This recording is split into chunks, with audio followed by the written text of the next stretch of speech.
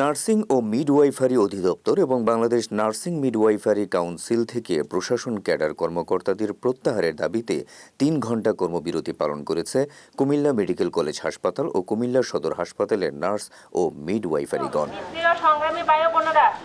আপনারা জানেন যে আজকে আমরা এক দফা বুধবার সকাল ৯টা থেকে দুপুর ১২টা পর্যন্ত এই কর্মবিরতি ও বিক্ষোভ কর্মসূচি পালন করেন তারা। বিক্ষোভ সমাবেশে বক্তারা জানান, নার্স ও মিডওয়াইফরা স্বাস্থ্যসেবায় নিয়োজিত থাকতে চায়। কোনো রোগীর অসুবিধা করে এসব স্বাস্থ্যকর্মীরা বাইরে কোনো বিক্ষোভ বা কর্মবিরতি করতে চায় না।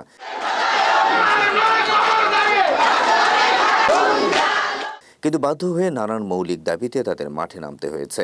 এ সময় সংশ্লিষ্ট অধিদপ্তর থেকে মহাপরিচালক, পরিচালক এবং কাউন্সিলের প্রেসিডেন্ট ও রেজিস্ট্রার পদ থেকে নন নার্সিং প্রশাসন ক্যাডার কর্মকর্তাদের অবিলম্বে প্রত্যাহার সহ এসব পদে নার্সিং ও মিডওয়াইফদের পদায়ন করার দাবি জানান বক্তারা।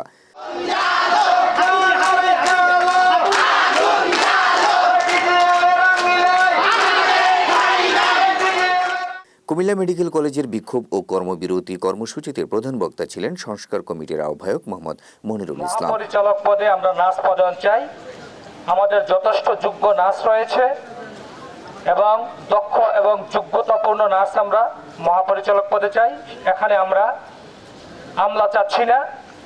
আপনারা জানেন যে আজকে ৯ বছর যাবৎ ২০১৬ থেকে প্রশাসন ক্যাডারগণ আমাদেরকে বিভিন্নভাবে হয়রানি করছে। আমাদের চেয়ারে বসে ওনারা আমাদের চেয়ারগুলো দখল করে আছে। এছাড়া বক্তব্য রাখেন নার্সিং মিডওয়াইফারি সংস্কার কমিটির সদস্য সচিব মোহাম্মদ হাসান আলী খান।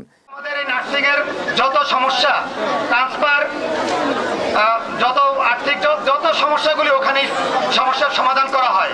আমাদের কিছু সহকর্মী বদলির জন্য ওনার সাথে সাক্ষাৎ করতে যান, সেখানে আমাদেরকে ছোট করে আমাদেরকে গালিগালাজ করেন এবং আমাদেরকে বলেন যে আপনারা সেকেন্ড ক্লাসের যোগ্য না, আমরা ছোট লোক, আপনাদের এখানে স্থায়ী নাই।